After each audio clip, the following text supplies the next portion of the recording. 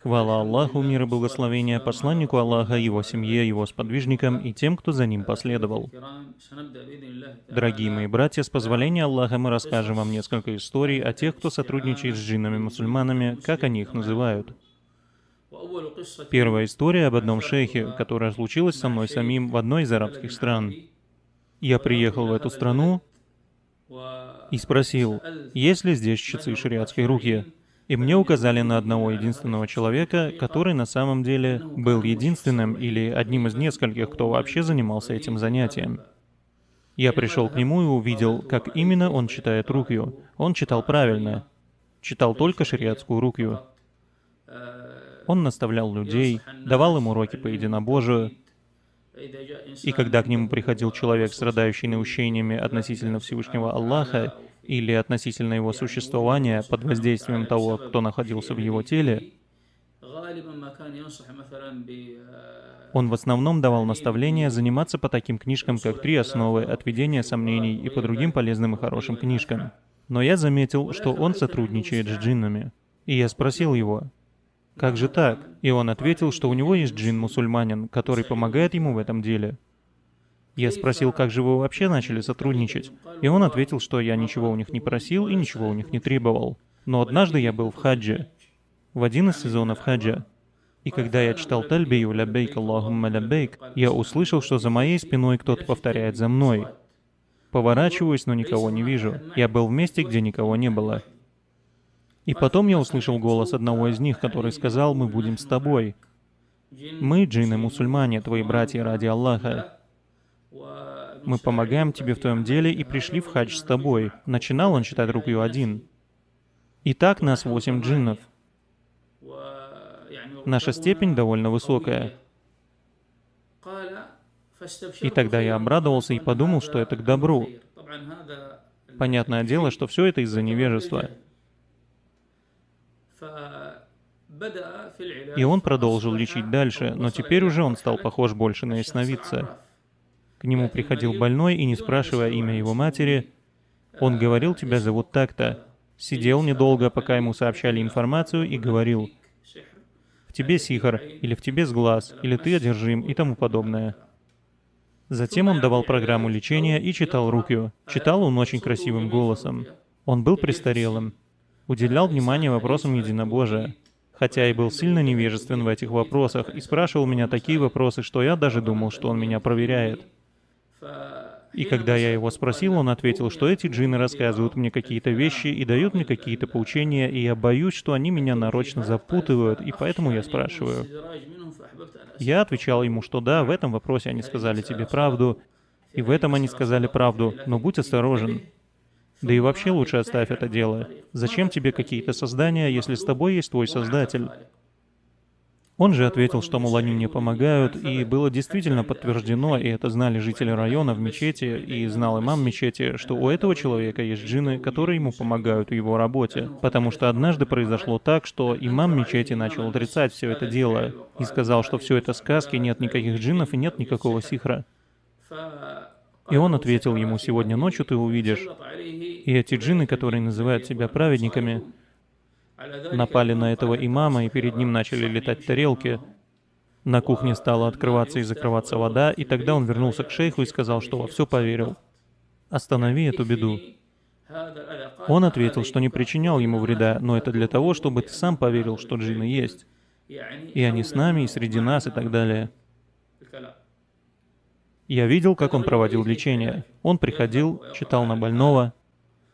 Потом джин начинал говорить. Он говорил ему: «Выходи». Он же, например, отвечал: «Не выйду», как это происходит у меня и у других братьев. Упрямствует.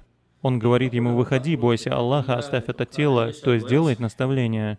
Потом он говорит ему: «Я тебя предупредил. Либо ты сам выйдешь, либо к тебе сейчас зайдут и убьют тебя или выгонят». То есть делает вызов. Больной на глазах начинает кричать, биться в судорогах, руки загибаются таким образом назад, то есть связываются. И затем он падает без сознания. Он обрызгивает его водой, читает азан, и он встает полностью здоровым.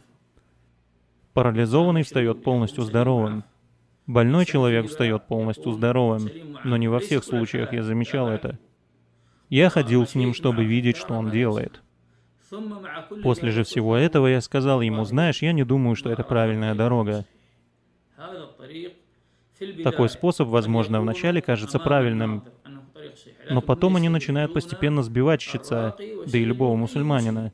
Это подобно шайтану, который говорит человеку: стань неверующим. А когда он становится неверующим, он говорит: я к тебе не причастен. И это один из таких путей. Я делал ему наставления. Это все было очень давно, может быть, в 92-м или 93-м году, или, может быть, еще раньше. Затем я вернулся в свою страну. И в то самое время вышел 4-томник Постоянного комитета по фатвам. Это были одни из первых таких томов, и в одном из них был вопрос о сотрудничестве с джиннами. И их ответом было, что это недозволено. Я взял эти книги, но перед этим я увидел сон про этого шейха. У него длинная борода, как по сунне. Я видел во сне, что он спит, но половина его бороды была сбрита. И это, понятное дело, часть религии. Потом на его шее появилось сильное биение. И такое биение — один из симптомов одержимости. В основном это указывает на одержимость, но случается иногда и со сглазом, но чаще всего это одержимость. И цвет его кожи стал темным, не таким светлым, какого цвета у него кожа на самом деле, цвет изменился. И как будто он протягивает от земли руку ко мне, говоря: «Помоги мне». И я сказал: «Поеду к нему». Я приехал к нему. Поприветствовал и сказал: «Шейх, я привез тебе фатвы ученых, ты их примешь?» Он сказал, что да. Я сказал: «Они постановили, что сотрудничество с джиннами недозволено, даже если они мусульмане». Он ответил: «Я верю, и даже со мной самим происходило нечто, что заставило меня остановиться и притормозить с этим делом». И что же это? Он сказал: «Они мне сообщили некоторые вещи, и когда я говорил их людям, оказывалось, что это ложь». Так что они врут? Нет, он сказал, случилось, согласно словам остальных джиннов, подмена некоторых джиннов. Были налеты других вражеских джиннов на тех джиннов, которые с ним. И они брали в плен одного из них, и вместо него ставили одного из своих кафиров. И когда этот шейх обращался к джину, с которым он сотрудничал: «О, такой-то», он отвечал: «Да, я тут». «Как дела? Альхамдулилля, все хорошо». Но это уже не он, хотя и голос похожий. Ну и другие признаки, по которым его узнавал шейх. И он спрашивал об определенном больном, а он отвечал ему. Но затем он понял, что все там не так чисто. И тогда он вышел перед людьми и сказал: «Братья, этот шейх приехал из Саудии. Он привез фатвы ученых о том, что это недозволено. И поэтому я оставляю все это дело, и не спрашивайте меня ни о чем». Я подумал, какая радость, и сказал: «Альхамдулилля». Но джинны не оставляют человека. Он сказал, что приедет в Саудию и будет учиться, и я ответил, что это хорошее решение. Хорошо бы приехать и немного поучиться, потом вернись и продолжи читать. Он хотел оставить лечение, но я возразил: «Потому что ты как на войне. Оставь только сотрудничество». И он оставил. И начал говорить то же самое: «Я больше не сотрудничаю, и это недозволено». Но когда он приехал к нам учиться, он взялся за старое и начал даже врать, да убережет Аллах. Он начал ходить домой к некоторым людям и читать им рукью. И мне об этом сообщили, потому что нас тогда было мало, как пальцев на одной руке. И особенно в Джидде. Поэтому всегда были больные, которые проходили лечение у нескольких людей. И некоторые говорили, что к ним приходил шейх из такой-то страны. Он делал такие движения ручкой, приносил и поджигал свечку. Как его зовут? Они говорили так-то, выглядит так-то, да, значит, этот человек не раскаялся. Я ничего не сделал, но потом ко мне пришел один родственник больного и сказал: «С того времени, как этот человек пришел к нам в дом, все в доме перевернулось. У сына приступы, второй кричит, между мной и женой проблемы». И когда я говорил ему об этом, он отвечал, что у вас джинны, что у вас сихр. То есть он не признавал, что все это натворили шайтаны, которые работают с ним. Тогда я сказал ему, что все в порядке, и дал ему курс лечения. Но после этого дело с ним дошло до того, что он начал получать откровения о людях. «Тебе то-то, а в тебе то-то» и так далее. Однажды у меня был пациент, и я хочу вам объяснить, как убеждение одних больных передается другим. Тяжелый случай. Больная ходила по чтецам. Как свидетельствовали члены ее семьи, больная поднималась в воздух. Днями пропадала из комнаты, ее искали, а она сама соблюдающая сестра, и не могли ее найти. Джинны затаскивали ее под землю, принуждали ее к куфру. Но она проявляла терпение, Аллах дал ей для этого силы. Ее привязывали к креслу, а я читал ей, и она не реагировала, пока я не заканчивал суру Бакара и начинал читать другие аяты. Без этого эффекта не было. И вот пришел этот шейх, а я тогда думал, что он оставил свое сотрудничество. Он сказал, что пришел проведать, а я ответил, что у меня есть пациент, которого я тебе хочу показать. Он поднялся, зашел и сел. Я спросил, почитаешь? Он сказал, нет. Я же начал читать и дошел до суры Али Имран. И вдруг этот шейх встал со своего места и прочитал один аят. «Фасаякфикахумуллах». Этот джин издал крик, подобно которому я тогда еще не слышал. Невероятный крик, как будто бы ты заколол верблюда. И девушка нагнулась таким образом, и все. После асра мы его спросили, что ты сделал? Он ответил, просто прочитал этот аят. Я сказал, вот же баракат от Аллаха. Я читал, может быть, около 2 часов, и без результата. А ты прочитал ей всего один аят. Он ответил, что, мол, милость от Аллаха, и он дарует ее, кому пожелает. И у меня начались сомнения. Когда мы вернулись после намаза, эта сестра сказала, «Шейх, от силы того, кто сидит во мне, я могу сказать, является ли тот, кому я пришла с ахиром». Или, например, сказать, что этот чтец считает один, судя по тому, что с ним рядом никого постороннего нет. То есть ее джин распознает колдунов. И она сказала, шейх, 3 дня назад джин во мне сказал, что придет такой-то человек, хотя она его не знает. Назвал его по имени и сказал, что он будет тебе читать рукью. И сказала, когда он вошел не один. Я почувствовала, что комната наполнилась. Я спросил ее, он колдун? Она ответила, нет, не похоже. С ним вместе что-то непонятное. И я сказал, может, это действительно джинны мусульмане. И мы закончили, но проблема в чем? В том, что в таких ситуациях про человека или чтеца руки думают, что он праведник, что он богобоязненный, что он одарен от Аллаха, что его дуа принимается, но за всем этим стоят джинны. Он сотрудничает и, возможно, скрывает это. Другой же читает больному, и люди видят, что нет такого эффекта, и говорят, этот не умеет, его руки не помогает, а вот у этого помогает. Поэтому мы и поднимаем все эти темы. После того, как я услышал обо всех этих проблемах этого шейха, я сел с ним и сказал, смотри, либо ты будешь искренен со Всевышним Аллахом, либо оставь это занятие. Он посмотрел с гневом. Я сказал, давай я тебе кое-что скажу, чтобы ты запомнил, потому что человек может умереть, совершая ширк.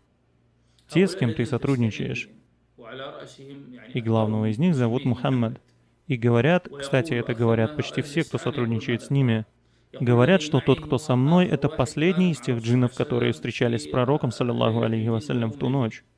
Большинство сотрудничающих как раньше, так и теперь. Или это последний из 12, или из 20 и так далее. Хотя большинство из них умерли, и это сказано в истории, которая произошла с Умаром ибн Абдуль-Азизом, 5-м праведным халифом. Эту историю я расскажу в другой раз. Я сказал, либо ты оставишь это дело, либо подумай над тем, что ты делаешь. Я сказал ему, случалась ли с тобой какая-нибудь тяжелая ситуация, и ты позвал этого джина, и он тебе помог? Он сказал, да. Он сказал, однажды я хотел поехать на Умру. И я пошел к чиновнику, который ставит штампы в паспорт. И он посмотрел на меня, стал высмеивать мою бороду и сказал, что не пустит меня на Умру. И тогда я сказал, о шейх Мухаммад, то есть джин, который ему помогает. И тогда за мгновение весь стол посыпался на этого чиновника. Полетели бумаги, и все перевернулось. Он испугался и сказал, все, хватит, шейх. Поставил ему печать, и он прилетел. Я спросил, сколько раз ты позвал этого шейха джинна? Он сказал, я не помню, может быть, 2, 3 или 4. Когда я первый раз его позвал, я был там-то, потом еще раз позвал, потом еще раз в таком-то месте. Я спросил его, откуда же ты знал, что он рядом с тобой и слышит твои слова, которые ты повторяешь несколько раз? Он ответил, я не могу сказать, не могу ответить с уверенностью. Я спросил, а перед этим ты сказал, «О Аллах, облегчи мне это дело». Он не ответил. Я сказал, я спрошу тебя, а ты ответь, согласен ты или нет. Я сказал, ты хорошо знаешь, что если бы ты в этой ситуации попросил бы Аллаха и сказал бы, «О мой Господь», скорее всего, не произошло бы ничего столь быстро, как это произошло. Он сказал, так и есть. Я сказал, и ты знаешь, что в этой ситуации бумаги бы не полетели в лицо этому чиновнику и не перевернулось бы все на столе. Таким образом, может, он поставил бы печать, но не произошло бы подобное этому. Он сказал, согласен. Я спросил, хорошо, сказал ли ты до этого, «О мой Господь, о Аллах, помоги мне в этом, пошли своих воинов мне на помощь. Войско твоего Господа известно лишь ему». Нет. То есть ты дал предпочтение этому джинну в этой сложной ситуации. Хотя даже умра для тебя не обязательно, ведь ты до этого уже совершал умру. Он сказал, да. Я ответил, если с тобой случится что-то большее, угроза смерти или... Ты тоже будешь звать этого шейха Мухаммада вместо Аллаха? То есть ты отдашь ему предпочтение перед Аллахом в момент, когда ты нуждаешься в помощи лишь одного Аллаха от начала и до конца? Он не ответил. Я сказал, значит, ты должен проверить свое единобожие. Ты должен пересмотреть свою веру, пересмотреть то, что ты делаешь. Затем мы расстались. И через какое-то время я услышал, что этот человек сбрил свою бороду, и что он начал курить сигареты, и что он оставил рукью, хотя он занимался ей долгое время. До меня так дошло, и я сказал, это конец тех, кто выбирает сотрудничество. Кроме этого, он еще и врал. Его жена также рассказывала, что он делал дома. Он ругался. Ругался наихудшими словами, да упасет Аллах. Все в доме кричали, гневались. Очевидно, что он страдал одержимостью. Помню, однажды я сказал ему, брат, я вижу в тебе симптомы одержимости. Он ответил, да, я и сам знаю это. Как это? Он ответил, не в том смысле, как ты думаешь. Посмотрите на эту уловку. Он сказал, есть группа джиннов, которые заходят в меня. 2 утром и 2 вечером. Заходят и чистят. Может быть, кто-то вошел без моего ведома. Джин, одержимость или сглаз. Они заходят, чистят и выходят. Они в моем теле как стражи. Я спросил, что случается, когда ты, например, сталкиваешься со сложными случаями. Он ответил, да, в таких случаях я чувствую, как мое тело надувается, раздувается, вот так. То есть они как моя охрана, и иногда они все заходят, образуя в теле защитный слой. То есть ты действительно одержим. И откуда ты знаешь, что они не используют тебя сексуально? И весь этот гнев, который в тебе вскипает, не они ли причина этого? И прочие вещи. Поэтому, мои дорогие, это одна из историй. Я не рассказал ее полностью, но достаточно, чтобы вы поняли. И до сих пор я говорю, я считаю, что если бы сотрудничество было бы дозволено, я бы сказал, что это даже лучше, потому что такой человек приходит к больному, то есть тот, у кого есть джинны-мусульмане, и говорит, у тебя то-то, и мы это вылечим, сегодня же мы пошлем свое войско и убьем этого джинна. Но чаще всего это просто слова. От самих пациентов мы слышим, как эти люди лечат и что делают. В итоге все это сплошная ложь. Но этого я видел своими глазами. Он заходил к больному и говорил, выходишь или нет? Просто ультиматум, ничего не дожидаясь. Я видел, как однажды он дал срочку джинну, который сказал ему, «Дай мне время всего лишь до завтра». Он сказал, «Только до завтра». Затем пришел на следующий день и сказал, «Выходишь?» Он ответил, «Выхожу», и пациент встал. Но несмотря на это, что случилось с ним самим? Что происходило с людьми? И еще один важный вопрос. После того, как он с его слов оставил сотрудничество, его оставило большое количество людей. У него всегда была длинная очередь. И когда он сказал, «Все, у меня больше нет этих способностей», люди ушли, потому что они любят тех, кто им сообщает что-то скрытое. И когда он сказал, у меня этого больше нет, хотите руку, пожалуйста, число тех, кто стали к нему приходить, сократилось до трети. Почему? Потому что люди говорили, сходи к этому шейху, он скажет тебе, что у тебя за болезнь. А потом начинается, он знает сокровенное. Этот шейх расскажет тебе, кто тебе это сделал, хотя он может такого и не делать. Поэтому, мои дорогие, это одна из историй про тех, кто сотрудничает с джиннами. Этот человек читал намаз вовремя, на утренний намаз всегда был в мечети. Мы не говорим о человеке, который сам далек от Всевышнего Аллаха. И пусть не обманываются люди подобными личностями. И еще его знания. Я в то время был только начинающим. И я его научил некоторым вещам, особенно про выбор аятов. Я открывал ему Коран и говорил, читай этот аят, он больше подходит этому случаю. Он читал и спрашивал, как ты узнал? Я отвечал, я собираю у себя аяты, которые подходят в тех или иных случаях. Он же этих вещей не знал, потому что он всему учился у джиннов, и все его знания были от них.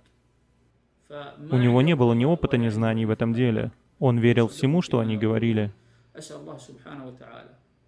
Я прошу Всевышнего Аллаха не дать нам пересекаться с подобными людьми и наставить подобных людей, которые обмануты этим занятием, то есть сотрудничеством с джиннами-мусульманами. До следующей истории, которая послужит уроком для людей, чтобы они не попадались на эту удочку шайтана, в этот шайтанский ширк и многобожие. Мир вам, милость Аллаха и Его благословение. Мир вам, милость Аллаха и Его благословение. Сегодня, с позволения Всевышнего Аллаха, я расскажу еще одну историю об одном чтеце Рукьи, который начал лечить и стал сотрудничать. Этот человек не является невежественным. Он не является из числа не имеющих знаний. Он считается одним из ученых шейхов. Мы ходили на его уроки и худбы в свое тогдашнее время. Этот человек несколько лет назад начал делать следующее. Он начал читать Рукью, и мы все этому обрадовались. Но он начал сотрудничать. Что за дела? Нам ответили, он все знает, он учился у больших ученых и спрашивал у них фатвы. Мы сказали, братья, это ошибка. И этот метод неправилен. И тогда некоторые из его учеников сказали нам, вам просто завидно. Так отвечают все сотрудничающие. Если им сказать, что тебе возразил человек, он отвечает, что ему просто завидно. Он просто джахиль и ничего не понимает, он такой и сякой. Но это не так. Он начал, а я продолжал наставлять двух из тех, кто у него учился. Братья, мы изучили этот вопрос уже давно. И пришли к окончательному решению, что это недозволено. И этим постыдно заниматься простым невеждам, не говоря уже об ученом шейхе. Они ответили нет, и он начал свое дело. Сам этот шейх знает и преподает таухид. Его шейх из числа джиннов, где же он находится? Чтобы не было пустых разговоров по поводу того, что я им доверяю, и они все рассказывают правильно. Этот джин — это его шейх из заповедной мечети. Не думаю, что есть что-то еще большее. И как же это? Когда он хочет пойти в харам и там с ним посидеть, он приходит к нему в виде человека, подсаживается к нему и начинает разговор. Люди никогда его не видят. То есть, что там еще сомневаться? И опять же, этот шейх говорит, что этот джин был номер такой-то из тех, кто был на встрече с пророком, саллиллаху алейхи вассалям, в тот день. Он садится и начинает его слушать. Итак, этот шейх, который раньше противостоял ширку, противостоял сихру, противостоял шарлатанам, который раньше, когда видел у кого-то в руках четки, обычные четки, вырывал их из рук и рвал. Почему? Потому что это нововведение. Я знаю, что в вопросе четок есть известное разногласие. И если коротко, то Ибн Баас, а также Ибн Таймия давали по этому поводу фатвы, о том, что нет проблем их использовать, если человек ошибается в счете, и если он не кичится ими, как это делают тарикатчики, которые вешают эти четки на шею и всем показывают, что может привести к показухе. И после всего этого он стал относиться к этому легкомысленно. Во-первых, он стал ясновидящим. Что он делал? Приходил человек, и он говорил ему, у тебя то-то и то-то. Само лечение, по свидетельству очевидцев, проходило обычно. Просил пациента сесть и читал ему аятуль-курси. Только аятуль-курси и ничего другого. Без непонятных слов, без ритуалов. Потом говорил больному: читай аятуль курси, повторяй его много раз. Потом говорил: закрой глаза. И пациент закрывал глаза. И он говорил ему: представь, что ты заходишь в свой дом. И пациент отвечал: я сейчас вошел в свой дом. Представь, что в руке у тебя начитанная вода, и в нее ты добавил немного соли. Все это в воображении. Он говорит ему: представляй, что это так. Зайди и обрызгай свой дом. И читай при этом аятуль курси. Что ты видишь? Что ты чувствуешь? И пациент отвечает: я зашел в спальню и увидел на кровати кого-то наподобие медведя. Он говорит: побрызгай на него. У него в руках ничего нет, это просто надо представлять в голове. Он брызгает, и этот медведь начинает истекать кровью, превращается в крокодила и убегает. Он говорит: беги за ним. Это все во время руки, и пациент просто сидит. И, к сожалению, это соблюдающий брат с правильными взглядами, носит бороду, но был поражен вместе с женой. И так он побежал за ним, и тот кинулся в море. Он говорит ему: садись на судно и плыви за ним. Все это в воображении. И так он поплыл за ним. Видишь его? Да. Плыви за ним. Да, плыву. Представь, что ты берешь сеть и бросаешь ее. У него нет никакой сети, все это просто в голове. Он бросил сеть. Все, поймал его и вытащил, обрызгал его водой, обрызгал, все, помер. Альхамдулилля, сегодня мы завершили большое дело. Хорошо, а с женой что? С женой у тебя все хорошо, пусть ей никто ничего не читает. Она приходит ко мне на следующий день и падает в приступ во время чтения. Это первое. Он дошел до того, что стал приводить жену своего брата. Приводит жену своего брата, чтобы в нее заходил джин и говорил ее языком, кто сидит в том или ином пациенте. Без махрама. Как же так? Он отвечает: да нет, мы же не двое, мы трое. Я, она и джин-мусульманин, значит нет уединения. Посмотрите на того, кто учил таухиду, и к кому мы ходили на уроки, до какого уровня он изменился. Он выпустил кассеты, но, к моему сожалению, они у меня сломались. Однажды по одной из причин они порвались. У меня испортились кассеты и часть моих книг. То есть у него были кружки, были ученики. Что он говорил, когда его спрашивали о четках? Он порицал четки, а теперь сам их начал носить. И что он ими делает? Подходит к пациенту и кладет их ему на голову. Пациент начинает кричать: «Как? А вот так. Я читал на них много зикров, и они стали тяжелыми, потому что в них поминание Аллаха». Однажды пришла женщина, то есть все это становилось известным через пациентов, через разных людей. Одна женщина пришла к шейхам и сказала: «Ко мне приходил человек и попросил моего мужа пойти и принести то ли воду, то ли масло, а сам остался со мной в комнате. Даже на миг это считается уединением».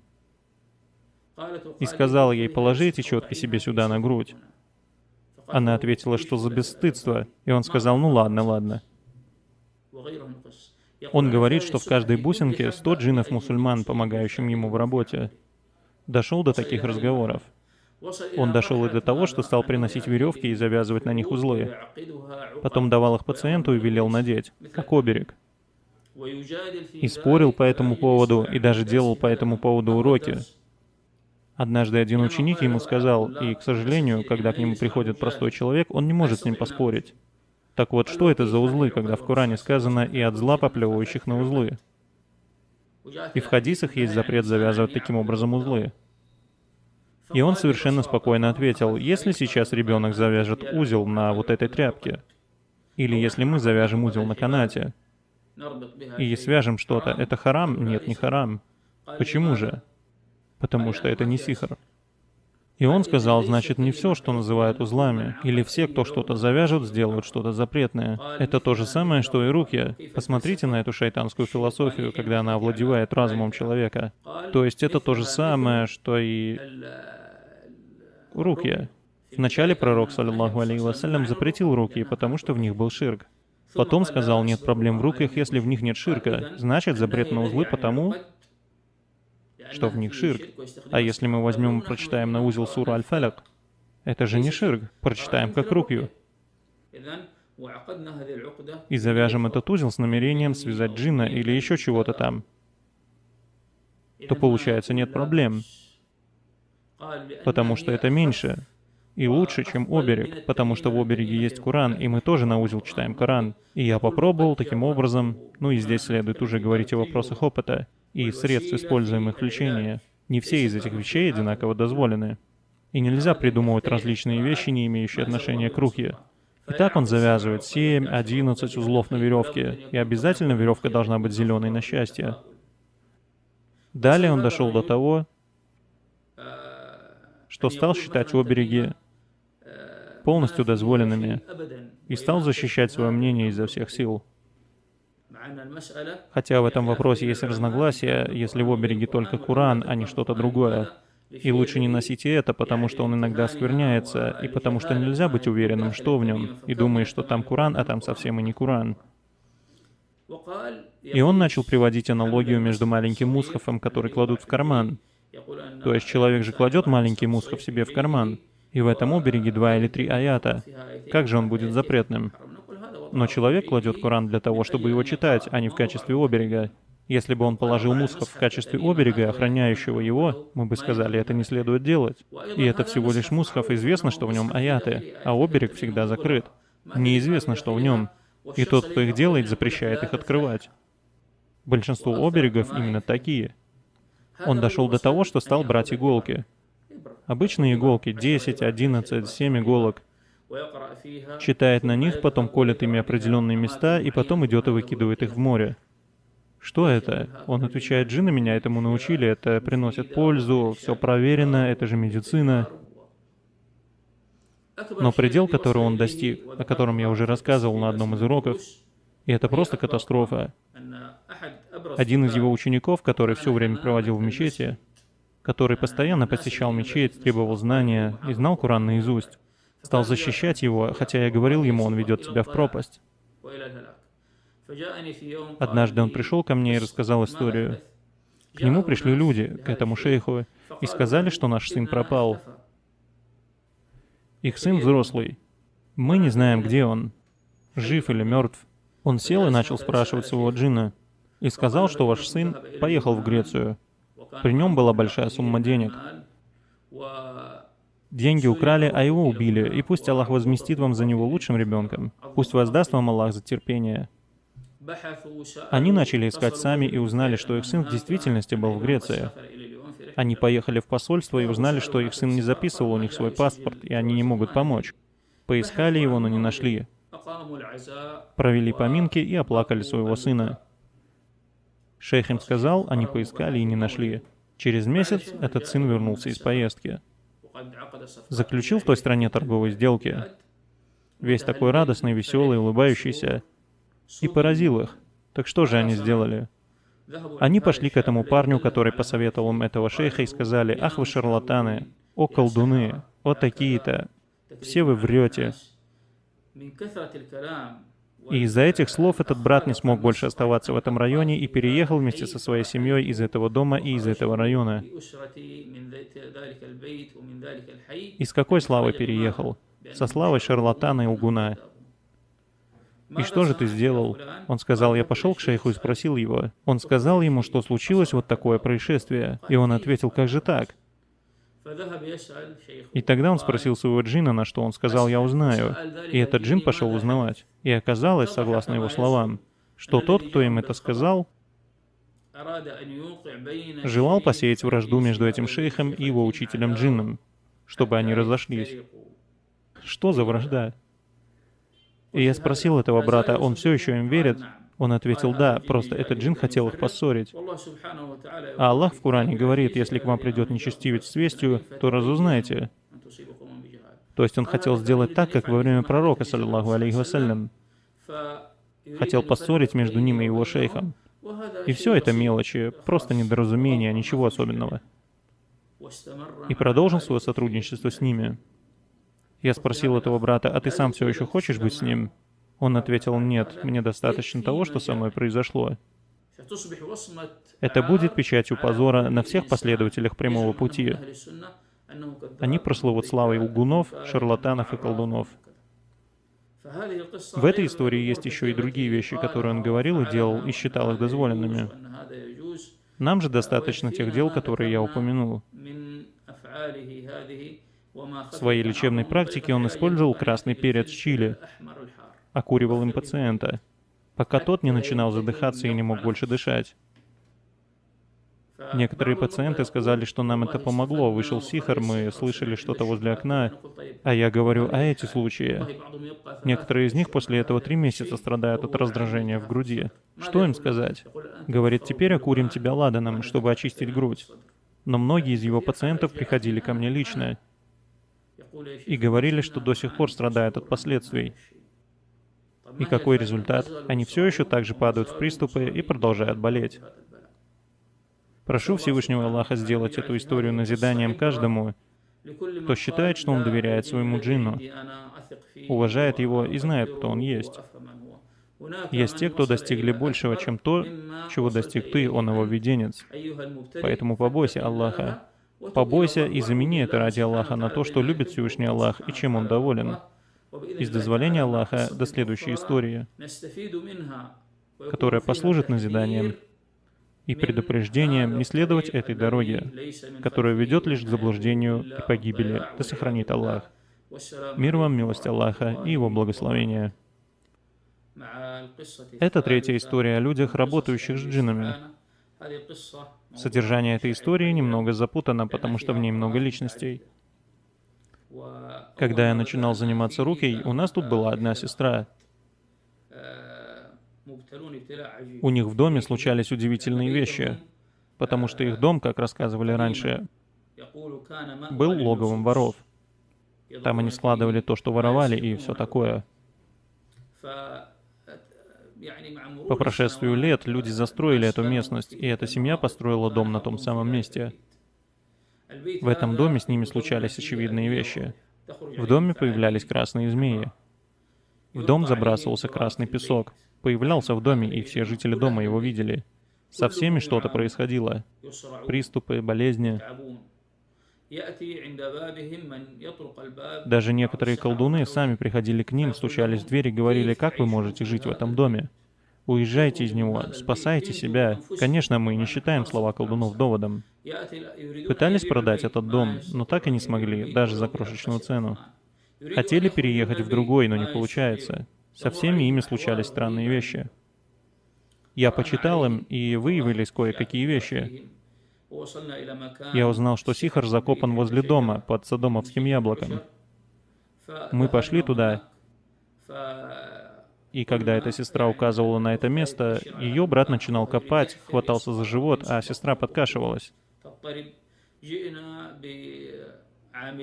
Тогда мы привели 2 рабочих из тех, кто копает, и сказали, мы хотим выкопать бассейн 2 на 2 на 2.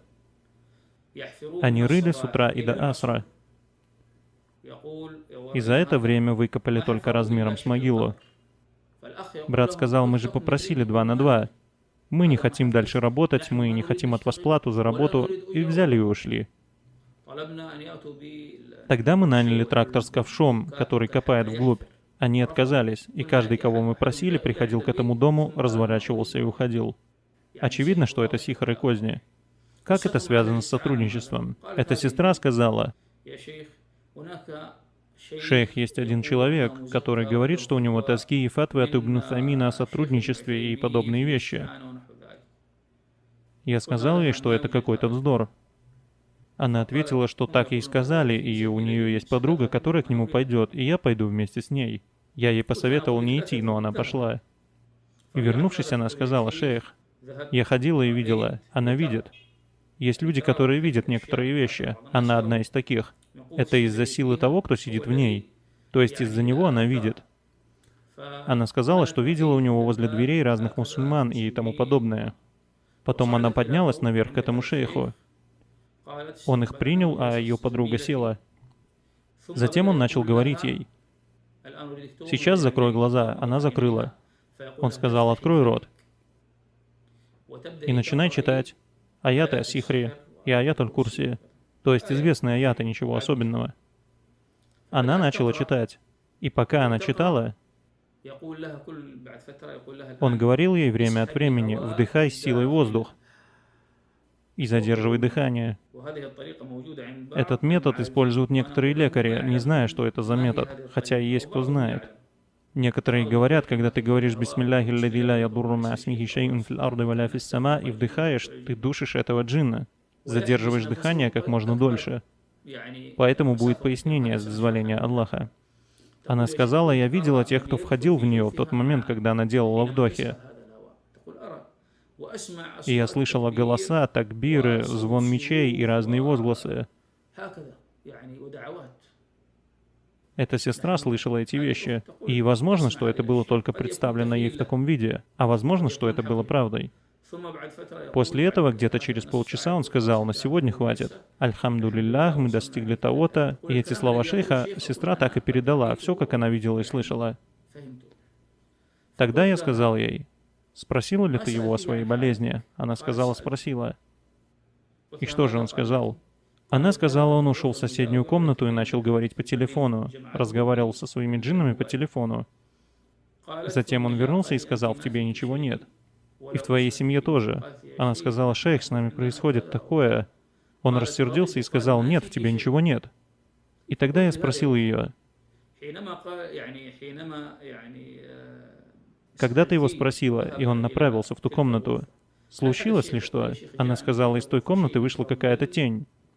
Джин, естественно. И встала, глядя на меня. И потом, перед тем, как он дошел до меня, вокруг меня образовалось что-то вроде стеклянного колпака. Вот так, вокруг меня, как купол. И тот, кто вышел из той комнаты, стал на меня смотреть, как будто он ничего не видит. Как человек, который смотрит так, будто бы он ничего не видит. И вернулся. Я сказал ей, тот, кто в тебе, сделал этот купол, чтобы тот не увидел. И поэтому шейх, вернувшись, сказал тебе, что в тебе ничего нет. Это то, как я растолковал этот случай. Заканчивается ли на этом история? Нет.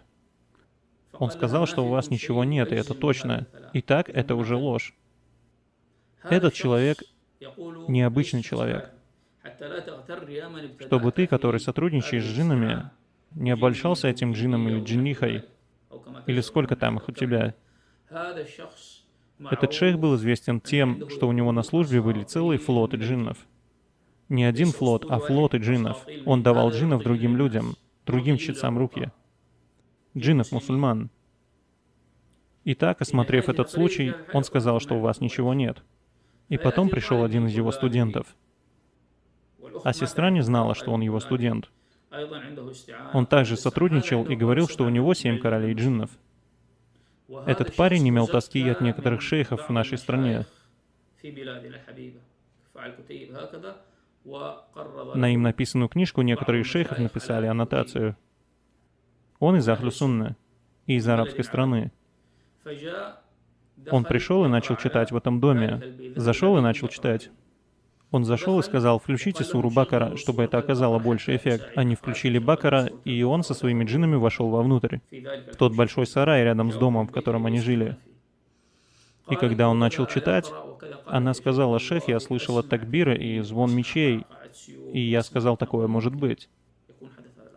Затем я увидела, что этот шейх пятится назад, пятится и выходит. Поворачивается к моему брату и моей маме и говорит, здесь дело очень серьезное. Для этого нужно серьезнее подготовиться. Я пойду, иншааллах, наберу сил, сделаю то или это, и мне нужно посоветоваться с моим шейхом по имени такой-то. И вернусь я к вам через 2 месяца, когда соберу армию. Здесь дело очень серьезное. И они спросили, этот шейх такой-то, это твой шейх? Он сказал, да. И они сказали, он же нам сказал, что в нас ничего нет. Как это? Они повторили, он нам сказал, что в вас все чисто-начисто. Он ответил, да нет, я поговорю с ним и объясню ему опасность и сложность этого случая. Итак, это его студент. И его 7 королей джиннов, всех их он получил от этого самого человека. Этого первого человека, о котором мы говорили, и который разговаривает с джиннами по телефону, по международному. И один из его учеников, к большому сожалению, я расскажу о нем после этой истории, чтобы не затягивать. Прошу Всевышнего Аллаха показать нам истину истиной. И чтобы мы не обольщались подобными людьми, чего бы они ни достигли, как бы они ни выглядели, и как бы они красиво ни читали намаз. потому что в конце концов они считаются предсказателями. И этот, который дал фатву этой сестре и сказал, что у нее ничего нет. Когда больной человек приходит, и они отвечают ему: «В тебе ничего нет», они бросают его на погибель и оставляют на всю жизнь жить с сихром, содержимостью или с глазом. Или даже заставляют его идти к психиатрам и принимать таблетки, от которых он ничего не получает, потому что он не болен психически, из-за чего ему было бы необходимо принимать эти таблетки. И может быть, этот человек не сможет жениться, заработать или сделать еще что-то, а может и заболеет неизлечимой болезнью и так и умрет. Закончим на этом нашу историю. И в четвертой истории по воле Аллаха я расскажу вам об одном из его студентов. Мир вам, милость Аллаха и Его благословения. Мир вам, милость Аллаха и Его благословения. Это четвертая история об ученике того шейха, который сотрудничает с целыми флотами джиннов в нашем городе. Имена я упоминать не буду. Но люди должны знать истину о тех, кто сотрудничает с джиннами. Самая большая проблема во всем этом — это ясновидение, потому что они рассказывают пациентам, чем именно каждый из них поражен. Так почему же его шейх не сказал той сестре всю правду о том, что ее семья поражена сихром? Потому что все его сведения он берет от джиннов. Этот джин ему сообщает, есть или нет в человеке поражение. И джин может солгать. Человек здоров, а джин говорит: да, они поражены сихром, поражены тем или этим. И человек начинает терпеть ненужное ему лечение, что на самом деле и происходит. Его, этот ученик, о котором я буду рассказывать в этой истории, является имамом мечети. И он читает Коран очень красивым голосом. Он также является одним из старых чтецов рукьи. И раньше он проводил диагноз пациентам по моей методике. Приходит пациент, я читаю ему, делаю диагноз, и он говорит: «Шейх, вы знаете такого-то?» Я говорю: «Не знаю». Он отвечает: «Вы сказали точь-в-точь, как и тот чтец, как будто бы вы поговорили по телефону, что у меня то-то и то-то». И метод чтения, как говорят пациенты, такой же, как у меня, читает аяты и говорит то-то и то-то. Через некоторое время ко мне пришел человек, имам и хатыб мечети. У его дочери был сихр, который сделал ее дядя. Я уже как-то рассказывал эту историю. Она была маленькой девочкой. У нее падали волосы, завязывались узлы, запутывались, и происходили другие вещи, поэтому я читал ей. И каждый раз, когда я читал аяты о сихре и аяты о христианах, она начинала шататься. Ей было около 11 лет. Ясные признаки колдовства. Кто же это сделал? Через некоторое время мы выяснили на основе ясных доказательств, что это действительно так, и сихр сделал ее дядя, который сам был сахиром и хранил у себя книги по сихру, и что он сам мерзкий человек, развратник, и ранее делал сихр на членов их семьи. И когда все это всплыло, он начал сильно нервничать. То есть было ясно, что это он. Итак, отец этой девочки сказал: однажды я пошел читать намаз в мечеть, в которой читает намаз этот ученик. И после намаза этот человек повернулся и начал на меня смотреть. Потом подошел ко мне и сказал: «Брат, в тебе влюбленная джинниха». Так и сказал? Да, так и сказал. Он спросил: как это? Он ответил: да, в тебе джинниха, я по голосу понимаю и так далее. С тобой происходит то-то и то-то. И назвал некоторые правдивые вещи, например, что у него боль в горле. И все это говорил человек, являющийся имамом хатыбом мечети с красивым голосом. И тогда я сказал ему: знаете, у меня больная дочь, я ее уже давно лечу. Он спросил: у кого лечишь? У шейха Халида Аль-Хибши. И что же он обо мне сказал? Он сказал: шейх Аль-Хибши, да, известен, но шейх Халид, он как первоклассник, а я как студент в университете. И тогда я сказал: этого достаточно, чтобы это аннулировало твои дела, да упасет Аллах. Самообольщение, он в первом классе или еще где-то. Тут нет наук, это просто дуа.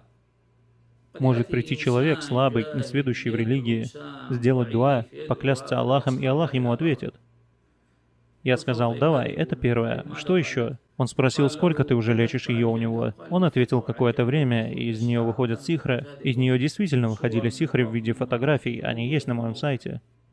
Перед ее отцом, не передо мной. Однажды он в Рамадан делал дуа: «О Аллах, о Господь», и дочь начала изрыгать наружу сихры, сделанные на ее фото. Фотографии прямо из живота. И тогда он сказал: дело плевое. Он сел вот таким образом, сел вот так и положил свою руку на колено. И начал делать вот так, ударять по колену и говорить: «Ответьте мне, о рабы Аллаха, ответьте мне, о рабы Аллаха». Потом посидел спокойно и сказал: «Твоя дочь, значит, сихр в ней от джиннов, это не сихр людей». А он сказал ему: «Послушайте, у меня брат Сахир, он ей это сделал».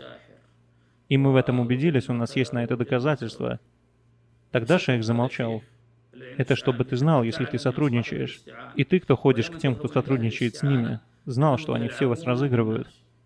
Если бы отец не засомневался в нем, он бы этого не сделал. Он сел заново и начал бить по коленке и говорить: «Ответьте, о рабы Аллаха».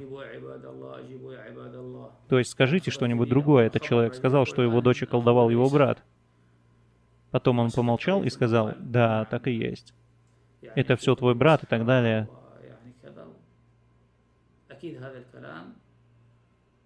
Что он сделал потом?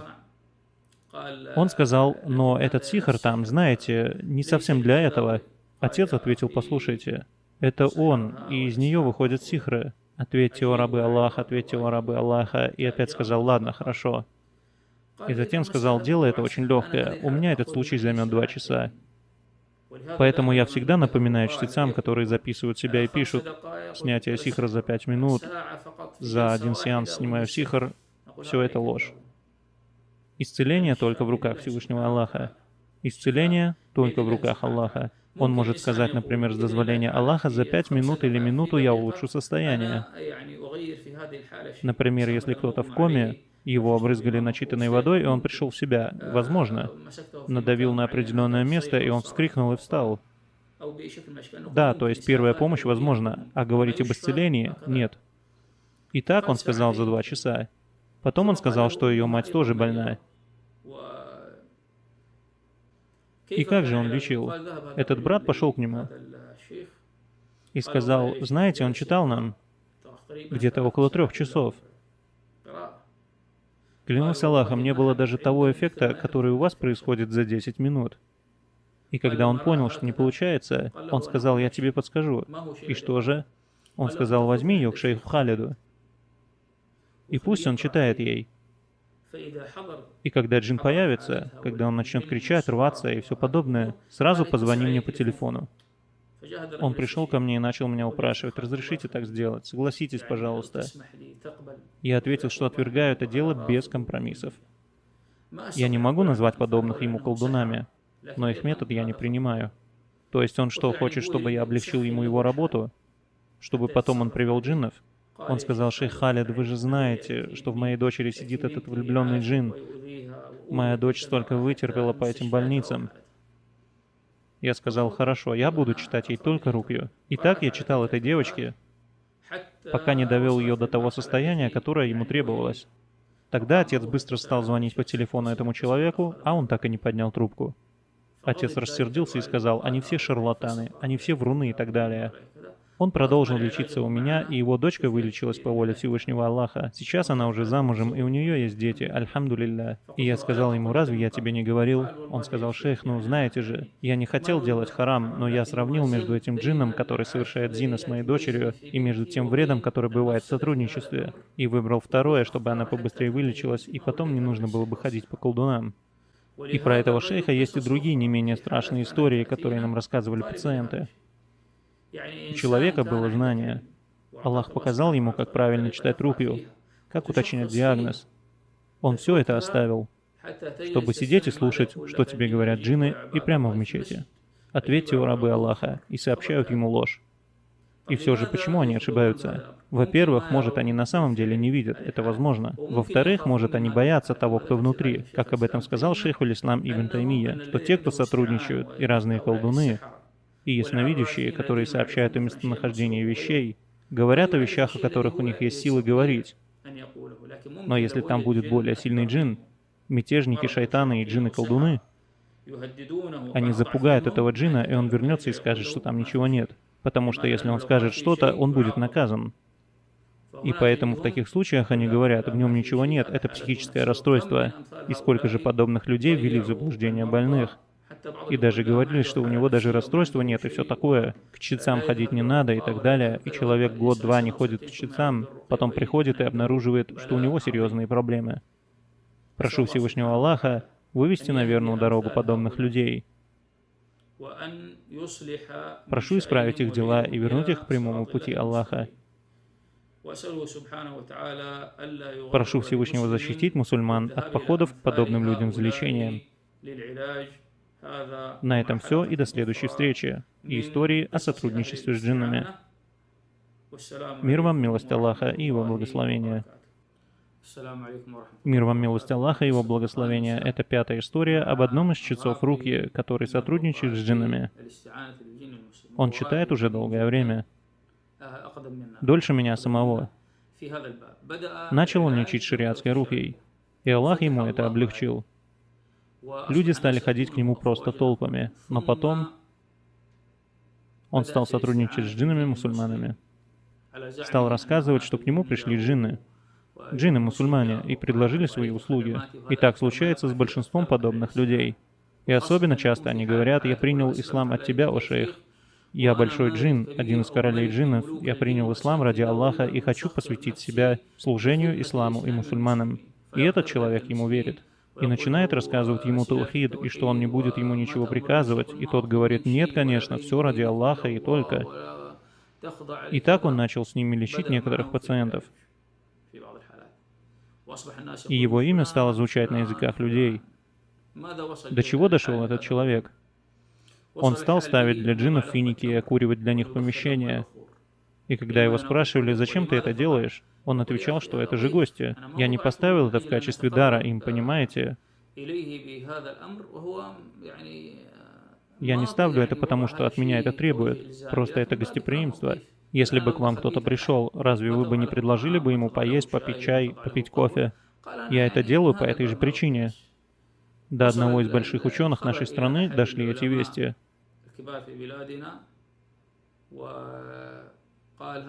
И он ответил, что это не следует делать даже с таким намерением. Почему же? Потому что это приближение к джиннам и пожертвование им, даже если это будет мухой. С этого все начинается.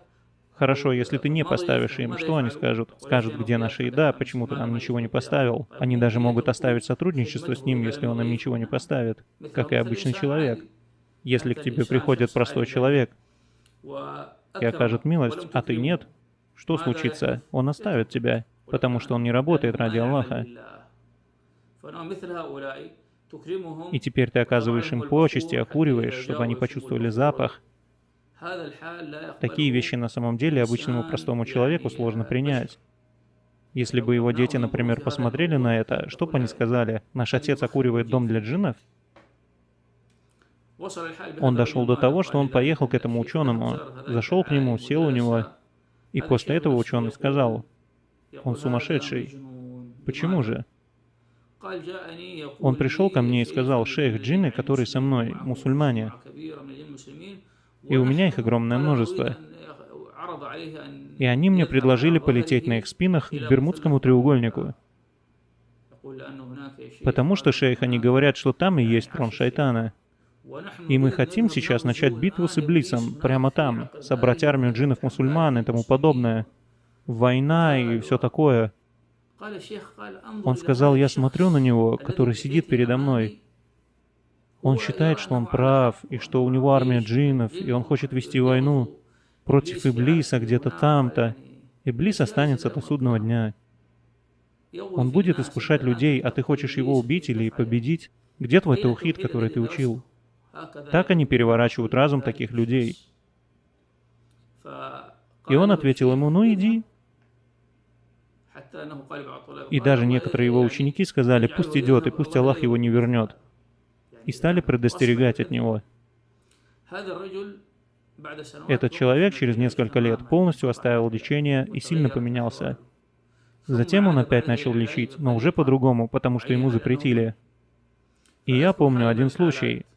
И каждый раз, когда я говорю о чтецах, я не говорю от себя, а со слов многих пациентов и необычных пациентов.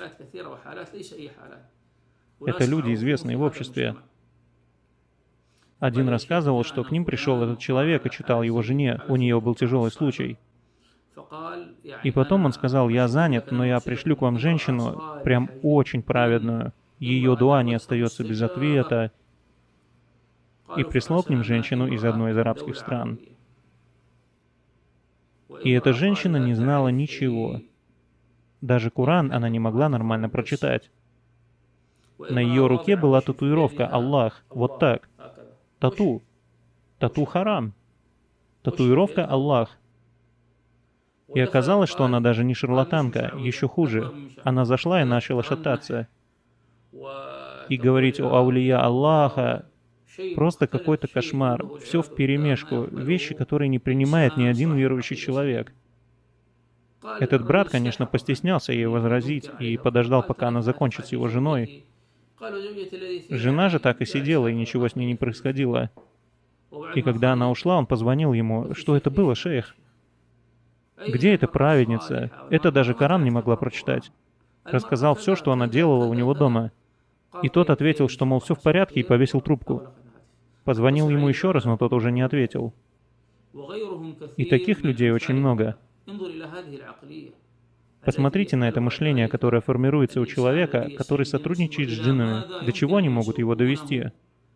Человек придерживается правильных убеждений, правильного подхода, и потом начинает творить такое. И поэтому я предупреждаю моих братьев, которые сотрудничают с джиннами: не радуйтесь сейчас. Может быть, что-то из того, что вы видите, и правда. Может быть, все это кажется чем-то глубоким и истинным. Но потом это приводит к пагубным результатам. Сколько же людей, может, и были с джиннами-мусульманами, но их могут подменить, и они будут так же разговаривать с тобой, как прежде, и будут сообщать тебе правду, а потом вмиг создадут тебе большие проблемы. И об этом мы уже рассказывали на прошлых лекциях. Это короткая история этого чтеца Рукья, который изначально следовал прямому пути, но потом все поменялось. И сейчас он отстранен от этого занятия, и люди узнали, кто он есть, и не обращаются к нему. Мир вам, милость Аллаха и Его благословения. До следующего раза и следующей истории. Мир вам, милость Аллаха и Его благословения. Эту историю я считаю одной из самых удивительных про тех людей, которые сотрудничают с джиннами-мусульманами, как это им кажется.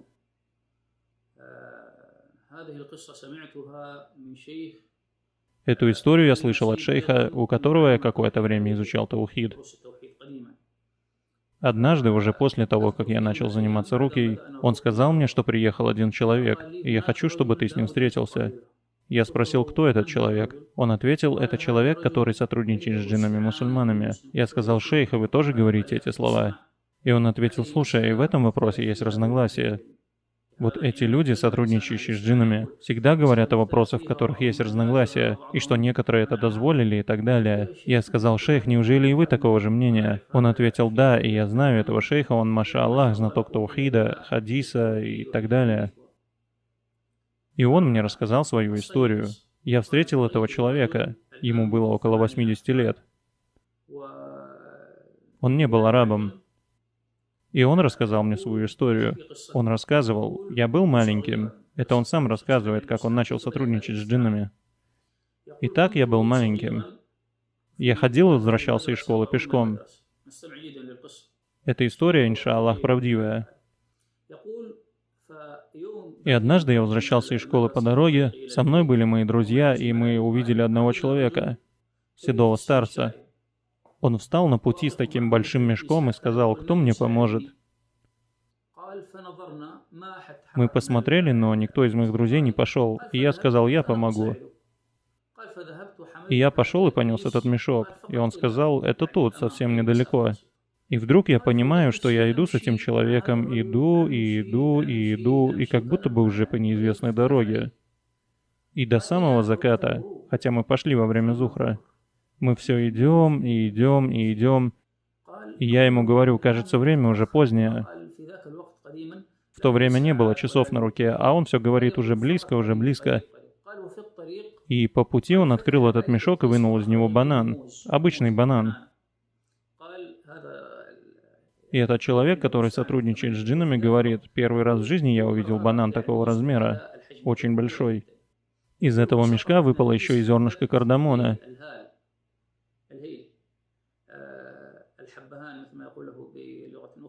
Вот такого размера. На самом деле кардамон вот такой. Я так удивился этому. В общем, мы съели этот банан. Банан был очень большой. Мы пошли, и когда наступил закат, он сказал, все, теперь возвращайся домой. И я спросил, а где мой дом? Он сказал, а вот так, и мы прошли как будто бы всего один шаг. И я увидел, что я перед домом. Я зашел домой. Родители, все встревожены, где же их сын. Отец этого ребенка, которому сейчас уже около 80 лет, известный шейх, и у него есть уроки по фикху. Когда увидел сына, испугался за него. И что же он сделал? «Где ты был?» Он ответил, я встретил одного человека, я ему помог, мы долго шли и шли и шли. Он показал мне вот такой банан. Отец испугался и понял, что это все джинны и шайтаны, но ничего не предпринял. На следующий день он опять встретил этого человека и, будучи маленьким, обрадовался, ведь ему было интересно, и опять пошел вместе с ним. Они шли по дороге и встретили двух людей, которые спорили и ссорились. И этот пожилой человек прошелся между ними, не знаю как, но как будто он призрак. Прошел между ними, и они разошлись, и перестали ссориться. И потом он сказал этому мальчику, что я так делаю. Когда мусульмане ссорятся, я вмешиваюсь, развожу их в стороны, и они успокаиваются. Он говорит, а я маленький, про джиннов и шайтанов ничего не знал тогда. И опять вернулся домой поздно. «Где ты был?» «Я был с этим человеком, и он сделал то-то и то-то». И тогда отец этого мальчика... Конечно, в той стране, которую я не хочу называть, распространены обереги с аятами и без них. В общем, он привел тех, кто пишет обереги, и они написали обереги против джиннов и шайтанов. И повесили эти обереги на него, повесили ему на руку, и он уснул. Ночью отец и этот шейх, который писал обереги, были дома и присматривали за ним. Они запретили ему идти в школу. И в эту ночь к нему пришел этот старик.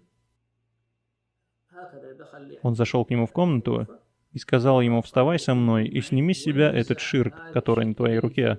Что вы из этого понимаете? Конечно, что этот человек праведный. Он говорит, сними обереги, ширк, значит, это мусульманин, без сомнений. Понимаете? Он говорит, он снял это с моей руки и увел с собой. Обереги все оставил в доме. То есть он ушел и исчез из этого дома.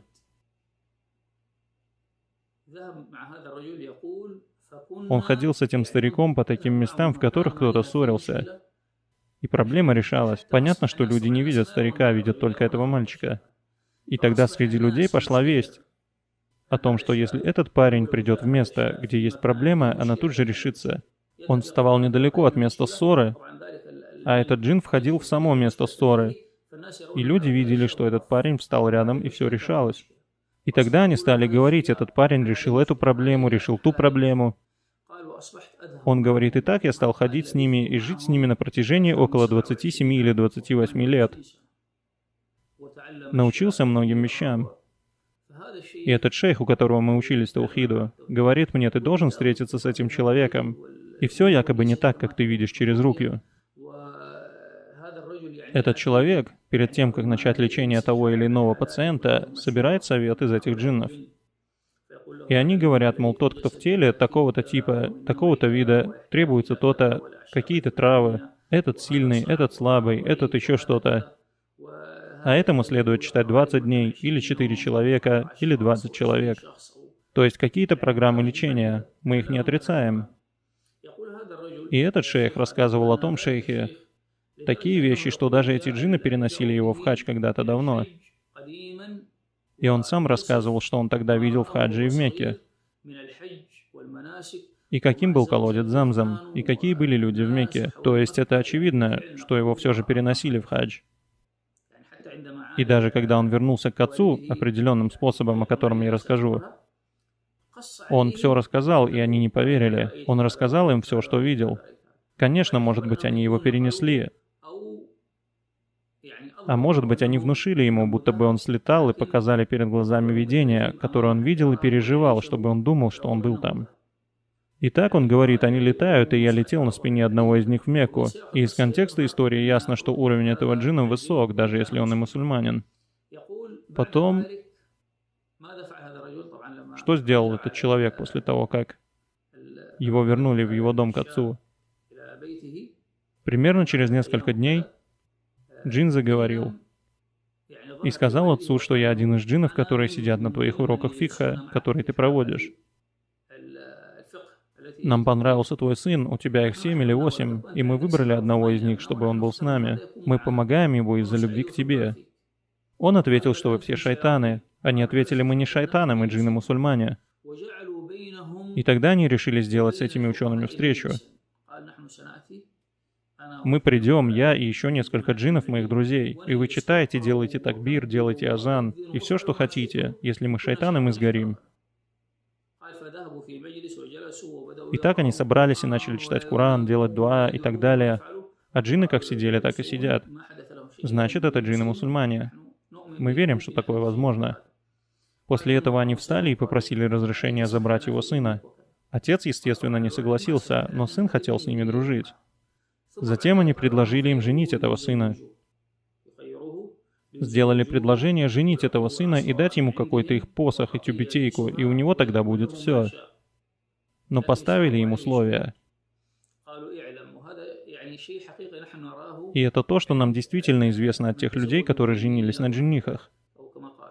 Если он женится на джиннихе, он не сможет жениться на человеке. Это он должен будет забыть.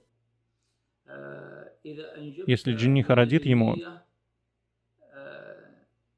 все права на него будет иметь она.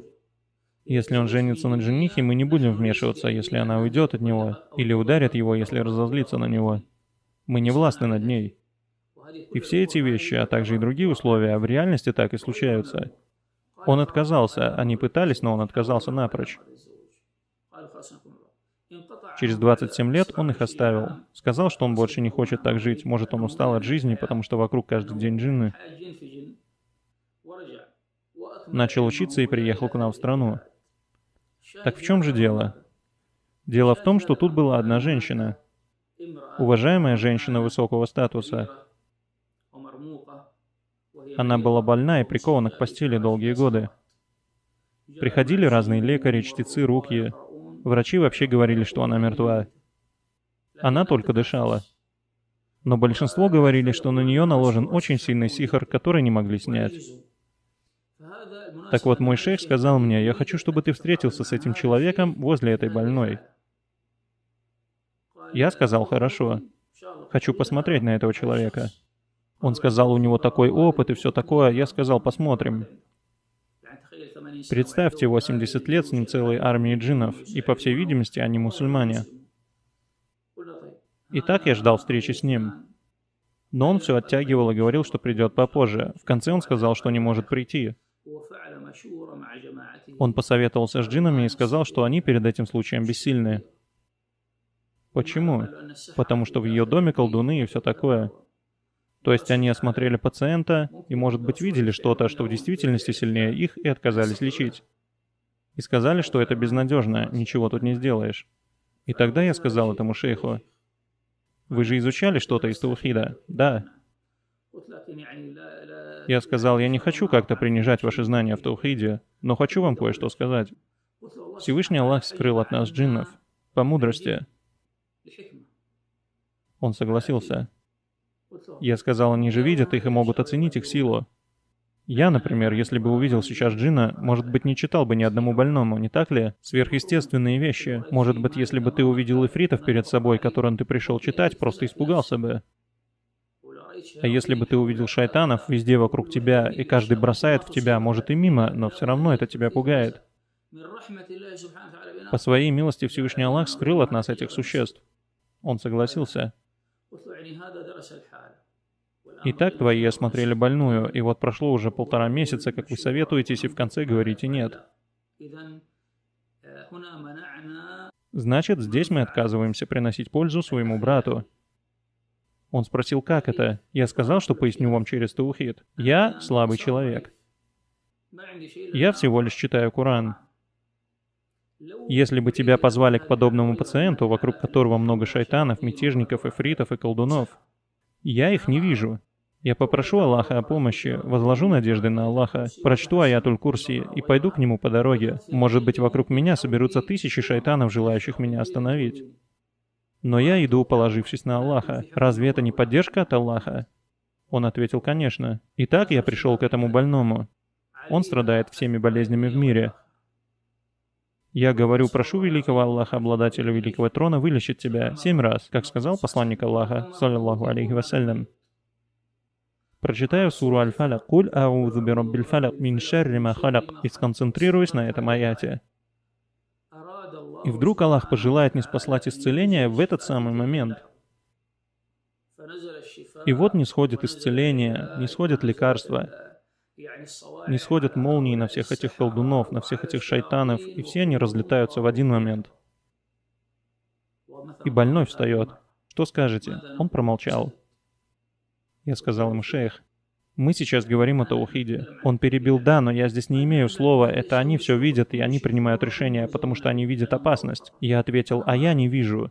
Я полагаюсь на Аллаха и иду. И добавил, понимаете ли вы, как сотрудничество лишает человека такой простой вещи, как уверенность в Аллахе в первую очередь? Как же слова Аллаха «потряси на себя ствол пальмы»? Твоя обязанность — лишь делать причины. А смотреть и говорить их больше, а не сильнее — это безнадежно. Хорошо, один безнадежен, второй безнадежен, и больной остается болеть. Это самое плохое из всего, что делают те, кто сотрудничают с джиннами. И он-то делает точные анализы, как о нем говорили. Я сказал своему шейху, где же таухид? И он стал просить у Аллаха прощения. И он сказал, а я так надеялся, что он ее вылечит. И я ответил, шейх, я насквозь знаю, кто они такие. Посмотри на этого, который пришел к отцу этого мальчика и забрал его без его дозволения. Он напугал его отца. Какое право он имел на это? Потом другой вопрос. Люди стали верить в этого мальчика. Якобы в какое бы место он ни пришел, там сразу все решается. То есть это привязанность к нему. Хотя все это делали джинны. К чему приводят все эти вещи? К привязанности к людям и надеждам на их караматы, как это бывает у тарикатчиков и других людей. То есть то, что сделал этот джин, было ошибкой, даже если сам джин и праведник. Как это случалось с Ибн Таймией, когда к нему приходил человек и говорил, здоровался с шейхом, целовал его, мол, ты меня спас, когда я был в пустыне, и меня постигла жажда, и у меня не было воды с собой, и ты мне ее принес. Он отвечал, нет. Нет, это был ты. Нет, не я. Это джин, принявший мой облик. Какой-то джин, который любил Ибн Таймию и принимал его облик, думая, что таким образом оказывает ему почет. И некоторые ученики спросили, может быть, это ангелы? И он ответил, нет, ангелы не лгут. Поэтому, мои дорогие, я говорю это чтецам руки, и в особенности тем, кто начали сотрудничать, или кто ищет альтернативные пути лечения. Хорошо, а что если джин сам придет и скажет, что просто хочет помогать? Братья, клянусь Аллахом, мы этот вопрос изучили. Видели истории, получали письма от таких людей с удивительными случаями, рассказать которые здесь не хватит времени. Но этих историй нам должно быть достаточно. То есть у тебя такие армии этих джиннов, всех лечат, а к этому подошли и сказали нет? Могу сходить я или любой человек, положить на нее руку и сказать, «О Аллах, вылечи ее и порази ее врагов», и все они покинут ее. Потому что это надежды на Аллаха, уверенность в Господе и Создателе. Исцеление не сходит, и человек встает. Так и делают с каждым больным. И я делаю точно так же. И так же делают остальные чтецы. Поэтому, мои дорогие, прошу Аллаха укрепить наши стопы на единобожие, и прошу забрать нас в довольстве нами. Это в Его руках, и Он на это способен. Мир вам, милость Аллаха и Его благословение.